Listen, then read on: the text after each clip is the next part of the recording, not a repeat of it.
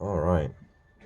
And welcome back to another episode here on the Lazy Genius Tarot and Bazaar. And if you're new, thank you for making this your first stop on the journey. Go ahead and hit the subscribe button under there and the notification bell if you like the content. That way you can stay updated whenever I let out a new video.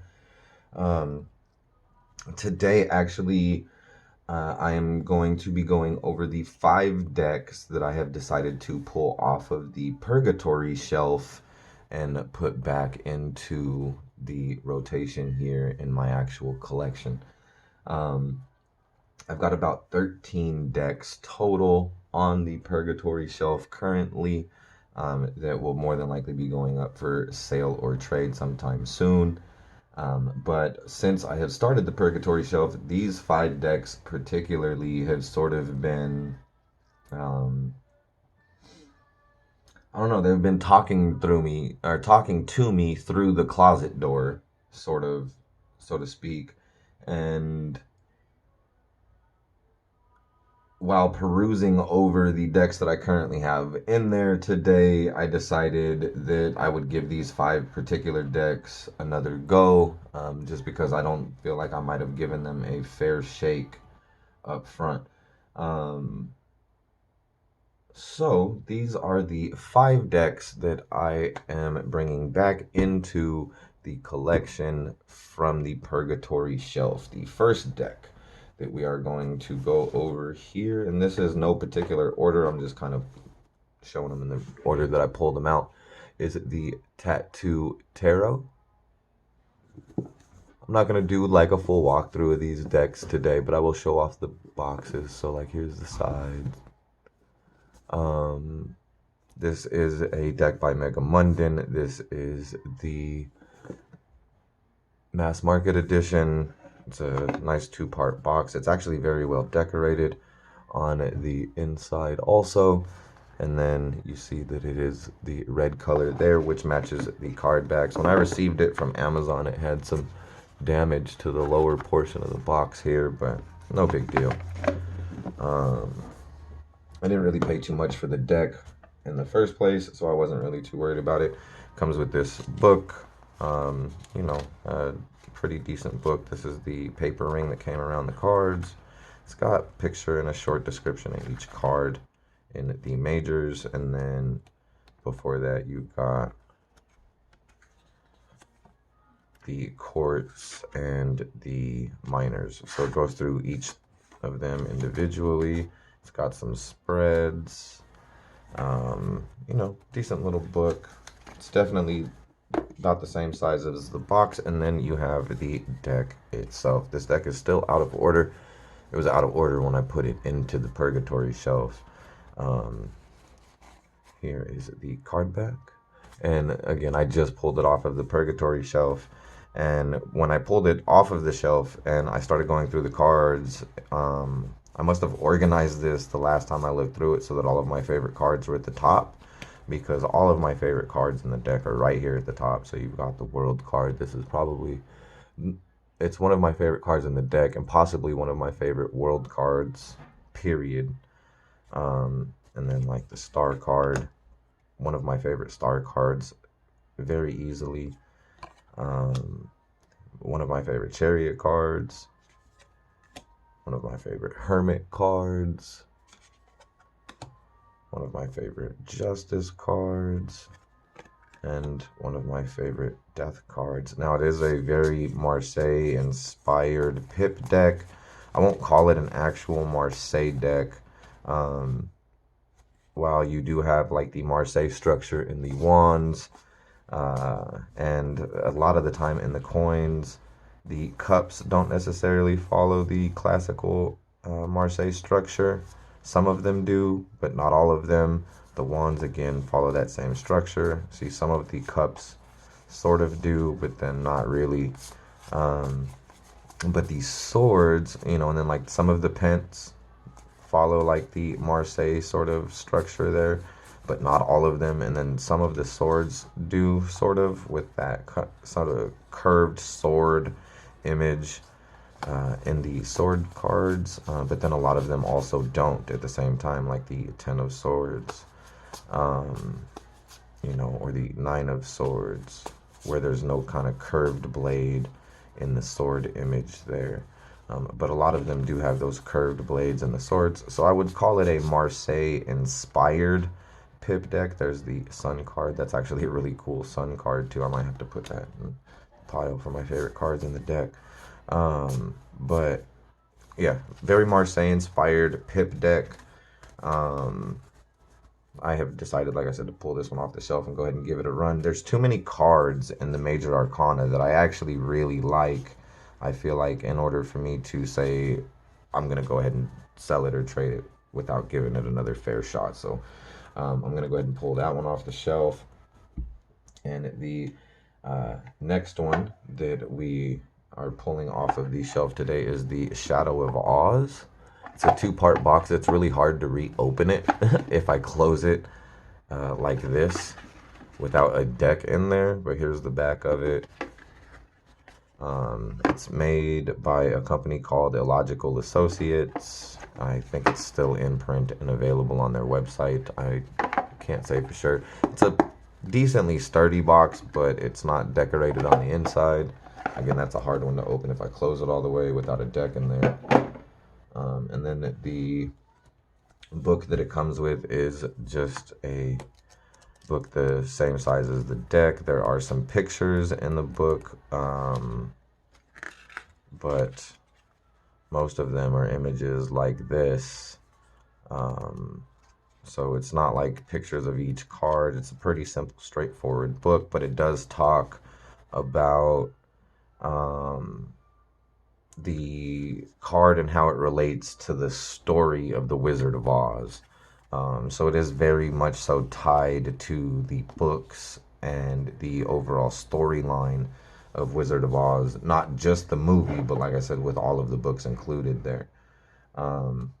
It is a collage deck, and it is a pretty cool deck. I'm an artist myself. I do tattoos as a hobby. I am bloodborne pathogen certified, fully professional setup. I just prefer not to be in a shop. I don't like their politics, but overall, the point I'm getting at is that I'm an artist, so I appreciate different styles of art. I like collage decks. That's a pretty cool Wheel of Fortune there. Now you see strength is in the 11th place, and the card for justice sits in the 8th. But some of the imagery is like Rider-Waite based, some of it not so much, but this is one of my favorite Hanged Man cards pretty much ever. I think this is my favorite Hanged Man card, actually. And I really like a lot of the artwork in this deck. I'm a fan of the story of Oz, and I did recently pick up the almost vintage now Tarot of Oz by David Sexton. I don't have the book for it that came with it, but I did manage to get the deck, which is super cool. That's a hard one to find. But so I do have the, sort of vintage Oz deck, and I couldn't really find any other Oz decks out there. Here's Toto as the Knight of Discs, but it's a really cool deck. You see like the Tin Man is the Emperor, and then you see the Cowardly Lion on the Strength card, and then the Scarecrow on the Hanged Man. So all of the characters are represented, and it all ties back into the storyline. Super cool deck. I just never really pulled it off the shelf to work with it, so that's why it went on the Purgatory shelf. But because I like the artwork so much, I think I am going to go ahead and give it another go and see if we can get along. The next deck that I am pulling off of the shelf, when I received this deck, I only actually made it through the the majors, when I first flipped through it before I put it on the Purgatory shelf. and I really didn't give it a fair shake, but I bought it for a reason, so I am going to pull it off the shelf. And that deck is the Joe Sparrow Tarot, and I believe this is a Thoth-based deck. There's no book that goes with it. Here's all the different sides of it. The deck itself is the same size as the box, so it's not really necessarily a small card. It does come with these two sort of title cards that match the outsides of the box, and then this third card here, which I'm not entirely sure what it is. I'm not sure if it's a card that can be read or what, but the border on it follows the same border from the actual cards. So I'm assuming it's like an extra card for the deck, like an intuitive card or something. I don't know though, because again, there's no book, and I think this deck is now out of print. And I bought it brand new from the artist, I think not long before it went out of print, actually. I haven't had this deck for too long. But it is, again, the Joe Sparrow Tarot. I bought it because it's like this crayon style cartoon imagery, which, again, as an artist, I like different styles of art, so I thought it was intriguing. And then I saw this card in a walkthrough, the Hermit, which is a really cool Hermit card, right? And then like the Wheel of Fortune throwing the dice, you know, and I'm from Vegas, so I liked that card. And there were a few other cards that I saw in the walkthrough. I forget whose walkthrough it was that I watched. It might have even been Brant over at Moon Baby's walkthrough that I watched when I decided to buy this deck, actually. The Eight of Wands, you know, the card of motion, the card of action. And then you've got the 8 rockets coming out of the rocket box that he's launching those rockets out of. You know, it's a really cool deck. But like I said, I never really gave it a fair shake. I watched a full walkthrough of it. The 9 of Pence and the 10 of Pence are also super cool cards. Again, I do believe it's a Thoth-based deck. The Guillotine and the 1 of Swords. You know, a lot of really cool cards in this deck. But for some reason, when I actually had it in my hands, the first time I ever looked through it, I got to the end of the majors and thought to myself, nah, probably not. And then I put it on the Purgatory shelf. Here's the backs of the cards. And my bad, I didn't show you the backs of the Shadow of Oz either. Here's the back of the Shadow of Oz. My bad. But here's the back of the Joe Sparrow. And yeah, you know, so I didn't really give it too much of a fair shake. Like I said, I got to the end of the majors and kind of just put it away. And while I was going through my Purgatory shelf, pulling decks off, you know, I thought to myself, it would probably be a good idea for me to give it a fair shake. I bought it for a reason, and it's still brand new. I mean, if you look at the cards, I don't know if you can see that, but they are in perfect condition. The box also in perfect condition. This thing is literally brand new. I literally received it, flipped through, got to the end of the majors, put it back in the box, put it on the Purgatory shelf, and haven't touched it since. So time to give this deck a fair shake, because, you know, I spent quite a bit of money to get that here from over the pond. It came from somewhere in Europe or the UK or something. But yeah, I spent a nice little penny on that deck. So, you know, I purchased it at that price point for a reason. Figured I'd give it a fair shake. The next one, the Wild Unknown.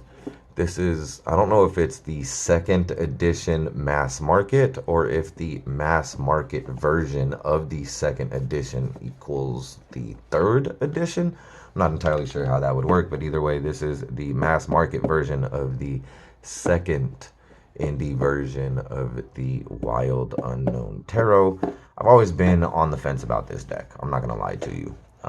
It's not in here right now because I've got it set to the side. I've always been on the fence about this deck. I actually did not buy this deck. It was gifted to me by a fellow tarot friend, And, we were discussing decks that I like and don't like, and the Wild Unknown came up. And I told her that I didn't really like the deck. I had seen a bunch of pictures and walkthroughs of it, and it's super popular, and I understand that, but I didn't really, nothing about the deck really resonated with me. Nothing ever said that's a deck that you should get. And when I told her that, she was shocked by it. She said that she's got two different versions of the Wild Unknown outside of the one that she uses, which is the first edition. She's got the first edition, and that's the one that she prefers. Um, I believe that's what she said, at least. But she's got the other two, and she said one of them was this one. She doesn't have either of them with the book anymore. I think she's sold her books, and she kept the first edition book and sold the other two. Um, I think that's what she said, something like that. But so she still has the second edition and the mass market edition of the books, and she said that, or the tarot deck rather, and she said that she would send me the deck for free as a gift to, sorry about that, to allow me to work with the deck to see if I actually like it. And if I didn't like the deck, that I could do with it whatever I chose to. I could sell it, I could gift it off to someone else, or whatever the case might be. Um, and if I liked it, I could then, if I wanted to, purchase the second edition indie of this deck from her, because she uses the first edition and doesn't really use the second. So she would be willing to sell it to me if I ended up liking it. Um, so she sent this to me, like I said, as a gift so that I could try to use it and work through it. This thing has been out of order since I got it, because I immediately got it, pulled it out, looked through all the cards, shuffled it, because the card stock is really nice on this deck, actually. I like it. It's just thin enough to be comfortably riffle shuffled, but it's thick and sturdy enough.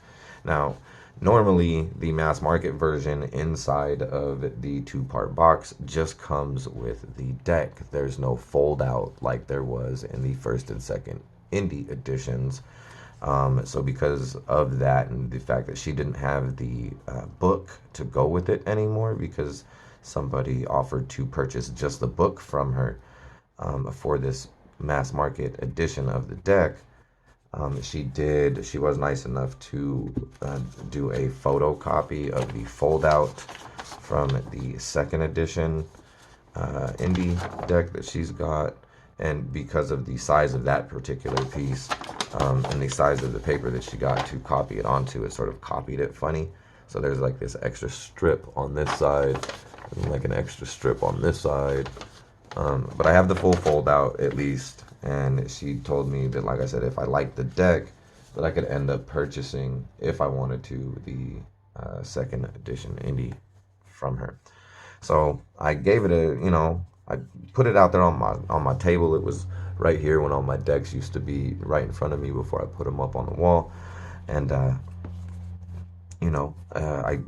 would flip through it all the time. Like, I'd grab it and I'd look through it, and, I would check out the cards and I would shuffle it and, reorder it and shuffle it again. And, I was always playing with the deck, but nothing really ever called me to, like, sit down with it and flip cards out. You know what I mean? Like, it's a cool deck. It's a really pretty deck, but something about it, like, I don't know. I've never just been called to sit here, shuffle the deck, and pull cards from the Wild Unknown. So it kind of sat there on my table, and I would play with it a little bit, and then I just end up putting it back on the, putting it back on the table. And then when the Purgatory shelf thing became a reality for my collection, this deck pretty much went right on it. You know what I mean? Because I don't know. But then every time I go to look over my Purgatory shelf, because I honestly look over that shelf once a week just to see if anything speaks to me for me to pull it off. And like I said, the card stock on the mass market is really nice. It shuffles really well. But I figured I might as well give it a second shot, give it a fair shake, and, see what happens. I figure it's not necessarily entirely RWS. There are some cards that are. I don't really have the book, but I do have the fold out. So I figure I'll work with it with the fold out a couple of times, pull some spreads, maybe do an interview with it, um, and see if we can't get along a little bit, me and this deck, and then see what happens. And then if I like it, I will probably end up buying the second edition indie from her, and then deciding which one of the two I like the most, and then gifting the other one out. Um, let's see here, and the final deck for the decks that I am pulling off of the Purgatory shelf to put back into rotation is the This Might Hurt Tarot deck. This is by Isabella Rotman.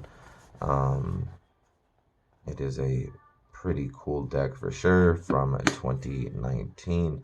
I believe I have the Kickstarter edition. I did buy it from a collector instead of from the artist, but like I said, I do believe I have the Kickstarter edition. There's the box. I could be wrong. I'm judging that based on the guidebook here. So it comes with a pretty decent guidebook. On the back it says drawn, written, and published by Isabella Rotman in 2019, funded by the generosity of 743 Kickstarter backers. So I'm pretty sure that this is the Kickstarter edition of this deck. It does say first edition, second print run in the book here. And I do know that the Kickstarter had both a holographic black gilding and a holographic pearl gilding, which is the one that I have here. I was thinking about getting the black one, but something about the edging or the gilding on this one kind of intrigued me. It's pretty cool. It really looks silvery until you like get the light on it in the camera, and then you can kind of see all the pearl and the holographics. But again, I bought it because of the art style in general. I'm an artist. I like cartoony style stuff. That's a pretty cool Empress card. Emperor's pretty cool card. I figured some of the cards were pretty cool. It's pretty modern. That's a pretty cool death card, actually. I really like that one, to be honest. But, I never really knew for sure about it. I like the World card. And then a friend of mine that had it was like, I'll sell it to you for, a fair price. And I was like, cool, run it. Why not? I'll give it a shot. The Ten of Swords with the blood on the ground there. But, so the cards are pretty cool. The art style's alright, but I never really gave it a fair shake. I got it here. I really like the whole suit of wands in this deck, actually. The Nine of Wands feels like me. As an artist, this card here is a card that I can really relate to, especially when I'm in the middle of artist block or writer's block, so to speak, for, drawing. So, I don't know. It's a deck that no matter who you are, no matter what you do, no matter what you're into, there's something in this deck that you can relate to. It's a cool modern deck. I bought it for a reason. I might as well give it its fair shake. And when I was standing there looking at, here's the backs for this one.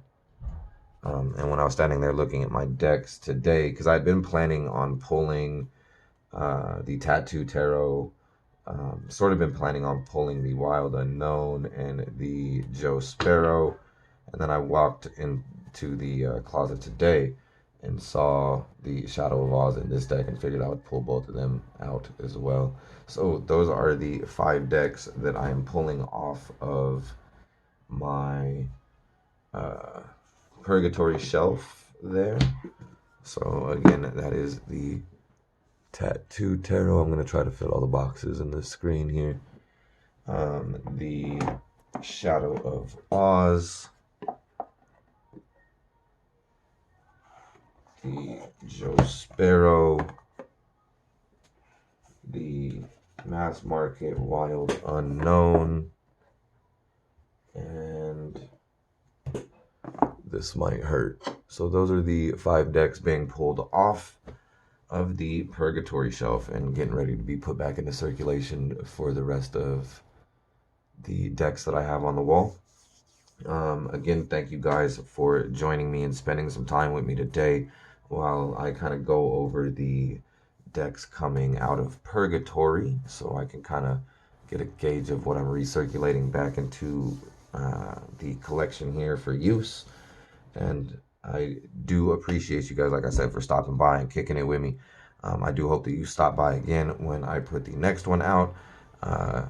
Hopefully I'll see you on the next one. I appreciate your time. Catch y'all later.